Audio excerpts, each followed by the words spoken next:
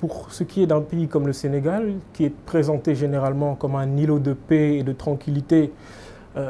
dans un environnement marqué, somme toute, par la violence, peut constituer, disons, un facteur de trouble, ou en tout cas un facteur d'incertitude, un facteur qui peut pousser une frange non négligeable de la population à avoir un certain nombre de craintes, voilà, à avoir un certain nombre de préoccupations. Pour l'instant, ce que l'on peut dire, en tout cas, ce que je peux dire en ma qualité de scientifique, c'est que le risque existe. Le Sénégal n'est d'ailleurs pas le seul pays qui est exposé au risque djihadiste, mais la menace en tant que telle n'est pas encore présente, n'est pas encore effective. Voilà, l'alerte ou la fausse alerte, les informations que l'on a à ce sujet sont un peu bigarrées et parfois un peu contradictoires, au sujet de laquelle, selon laquelle il y aurait eu un acteur djihadiste qui aurait pu pénétrer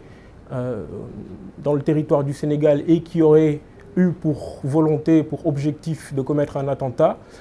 pose justement la question de la manière dont on doit appréhender ce risque. Ce risque est-il un risque qui, à court terme, va mener à l'apparition, l'émergence d'une menace en tant que telle? La question se pose. En tout cas, ce que l'on peut dire en l'état actuel des choses, c'est que le Sénégal, contrairement à une certaine idée reçue, n'est pas à l'abri, voilà, de la menace djihadiste et encore moins, voilà, de la menace djihadiste qui accourt dans le Sahel. Le Sénégal n'est pas à l'abri pour plusieurs raisons. Disons qu'il y a une combinaison de facteurs endogènes et exogènes qui concourent à ce que le Sénégal soit, comme tant d'autres pays, placé sur la liste des cibles du djihadisme, des cibles des organisations djihadistes. Les menaces endogènes, on les connaît, même si le Sénégal est plutôt connu pour son islam soufi, pour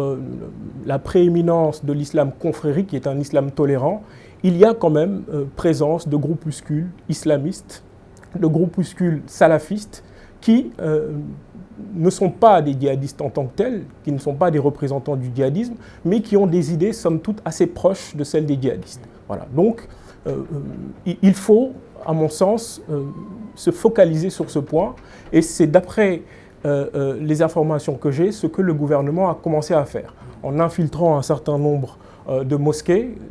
qui ont été identifiées pour les prêches assez radicales